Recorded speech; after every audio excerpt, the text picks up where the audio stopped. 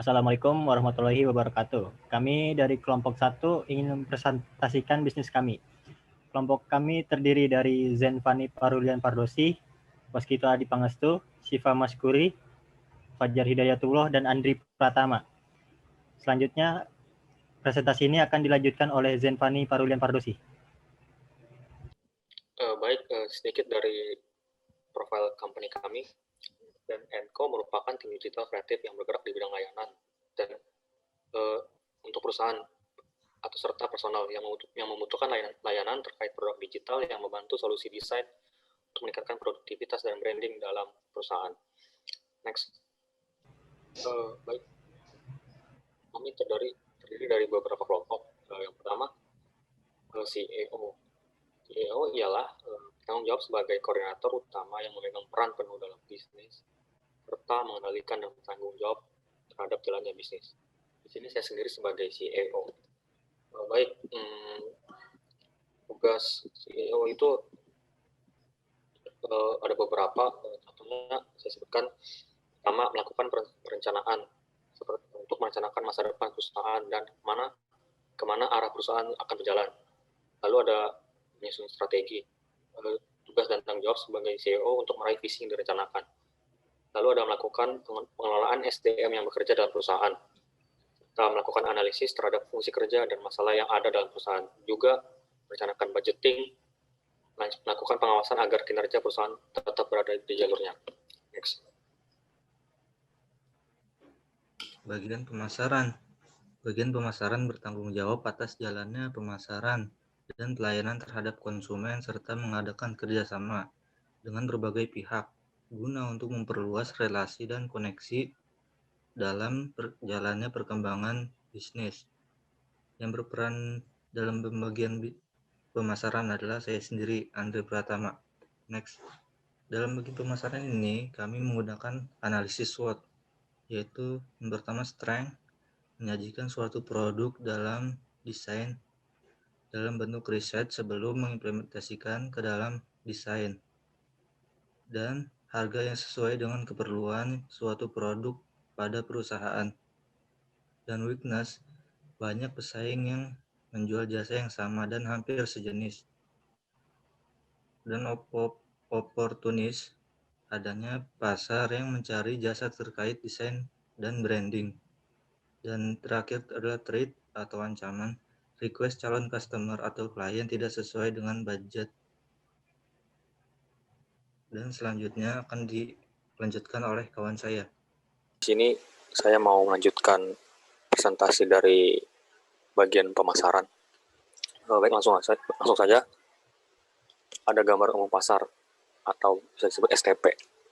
Di sini ada 3 aspek yang ada dalam gambar umum pasar. Yang pertama ada segmenting atau segmentasi pasar. Maksudnya ialah itu tuh kayak perusahaan yang baru tumbuh, terus dia nggak menutup kemungkinan jadi perorangan juga. Maksud itu akan tetapi karena promosi juga dilakukan cara online melalui internet, nggak menutup kemungkinan pelanggan juga ketemu kita tuh dari luar kota gitu. Maksudnya karena tadi online bisa via online, nggak menutup kemungkinan pelanggan nemu kita dari luar kota. Terus ada targeting atau target pasar.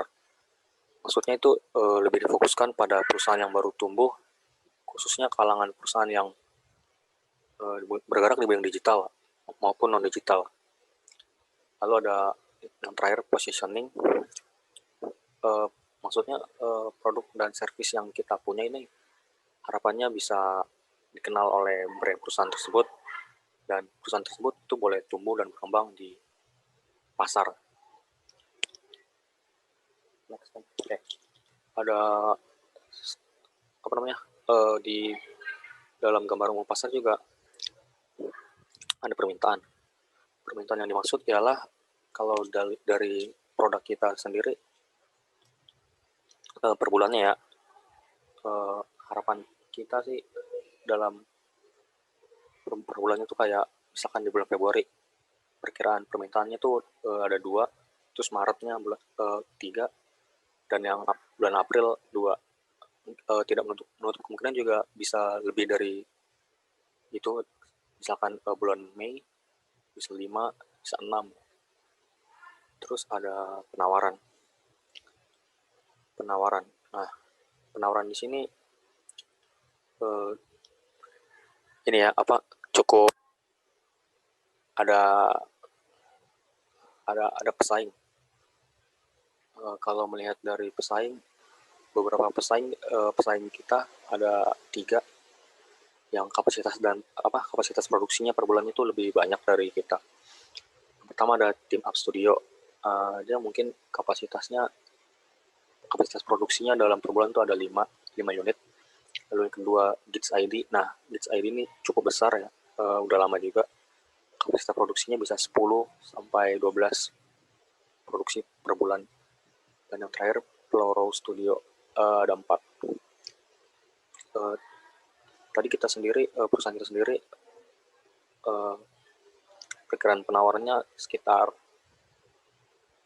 3 di bulan Februari dan 4 di bulan Maret dan 3 juga di bulan April.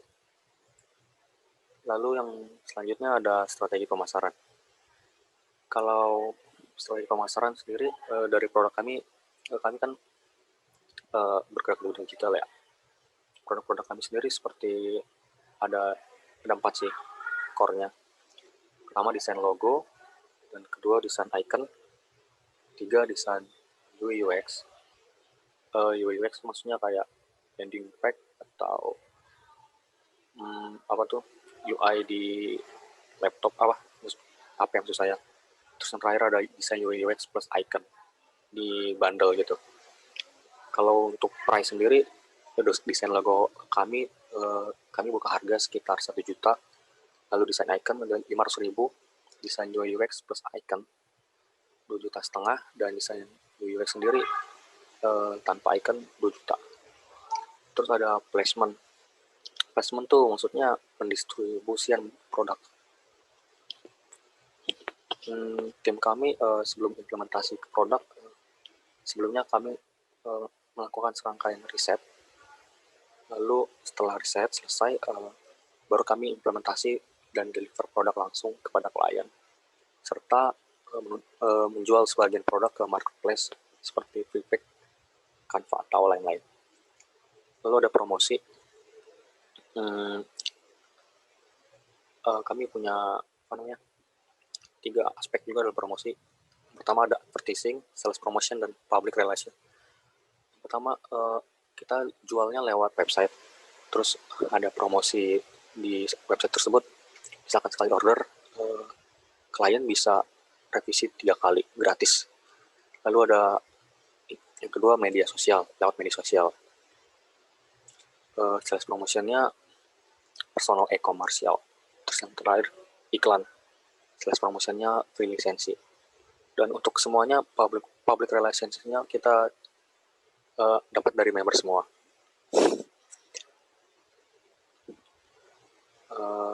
Mungkin cukup sekian dari saya, penjelasan saya. Kiranya kalau ada yang kurang mohon dimaafkan. Terima kasih. Bagian produksi. Bagian produksi bertanggung jawab atas keberlangsungan jalannya produksi, seperti pembuatan produk sesuai dengan kebutuhan klien, serta mengatur jalannya peningkatan produktivitas yang berjalan dalam bisnis. Yang berperan dalam bagian produksi adalah Andri Pratama, Siva Maskuri, Fajar Hidayatullah, Zenfani, dan Waskito Adi Pangestu. Ada berbagai jenis produk yang ditawarkan, yaitu ada desain logo, desain icon, dan desain UI dan UX. Untuk pendistribusian, jasa kami mendistribusikan secara langsung kepada klien. Tim kami melakukan brainstorming dan melakukan riset secara berkala terkait produk yang dipesan oleh klien. Sebelum melakukan implementasi langsung ke dalam bentuk desain nyata berupa logo, icon, UI, dan UX. Maksimal pengerjaan tergantung seberapa kompleks produk yang dibuat. Untuk kapasitas produk, kami membuka 4-5 produk per bulan. Ada sarana penunjang yaitu subscribe premium member plan senilai 150.000, ada kuota per bulan senilai 500.000, dan ada juga ads Instagram senilai 140.000 sebagai media untuk pemasaran. Presentasi selanjutnya akan dilanjutkan oleh rekan saya. Ya, di sini saya akan menjelaskan bagian SDM, bagian sumber daya manusia yang bertanggung jawab dalam menentukan kualitas sumber daya manusia. Yang ada pada lingkungan bisnis juga menentukan jalannya SDM yang memiliki kapasitas dalam suatu bidang keahlian. Yang berperan dalam bagian SDM yaitu saya sendiri, Fajar Hidayatullah. Ya, berikut bagian yang telah saya buat dalam aspek organisasi. Yaitu ada Zenfani Parulian Pardosi sebagai CEO kami. Lalu bagian keuangan ada Waskito Adi Pangestu. Untuk bagian desain grafis ada Siva Maskuri dan Andri Pratama. Lalu untuk bagian UI design ada Zenfani, Fajar Hidayatullah, dan Waskito Adi Pangestu. Lalu untuk slide berikutnya akan dijelaskan oleh teman saya, Waskito Adi. Bagian keuangan. Bagian keuangan bertanggung jawab atas segala pemasukan dan pengeluaran aspek keuangan dalam bisnis. Yang berperan dalam bagian keuangan adalah saya sendiri, Waskito Adi Pangestu. Di sini saya akan menjelaskan proyeksi keuangan. Terbagi menjadi dua, modal keseluruhan dan pembagian awal.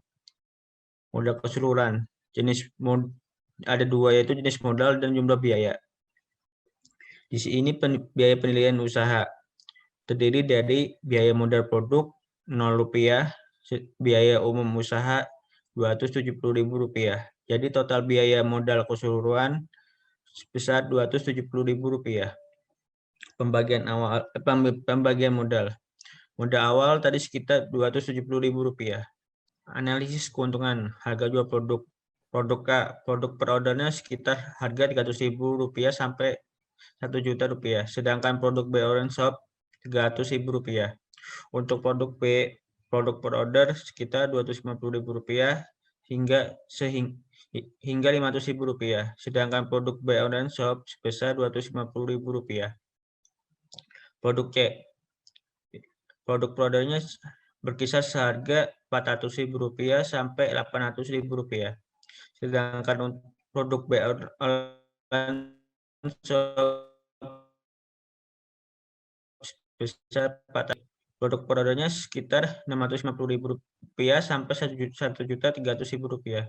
Sedangkan produk B Orange Shop sebesar Rp650.000. Keuntungannya, produknya memiliki keuntungan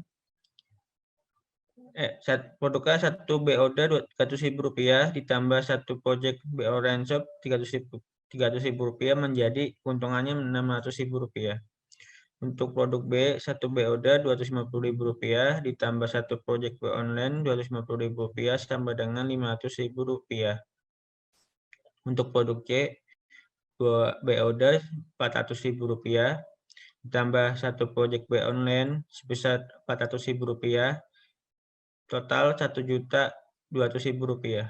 Untuk produk D, 1 B order sebesar Rp650.000 ditambah 1 project B online Rp650.000 ditambah sama dengan Rp1.300.000. Tadi total keuntungannya sebesar Rp3.600.000. Dikurangin modal awal atau modal biaya umum usaha yaitu sebesar Rp270.000. Total Rp3.330.000. Untuk periode pengembalian modal sama dengan yaitu total biaya modal pertama atau total keuntungan besi. Yaitu tadi modal awal tadi sekitar Rp270.000 dibagi Rp3.330.000 yaitu selama balik modal selama 1 bulan 1 hari. Sekian presentasi dari kelompok kami. Kurang lebihnya mohon maaf, apabila ada salah mohon dimaafkan. Terima kasih.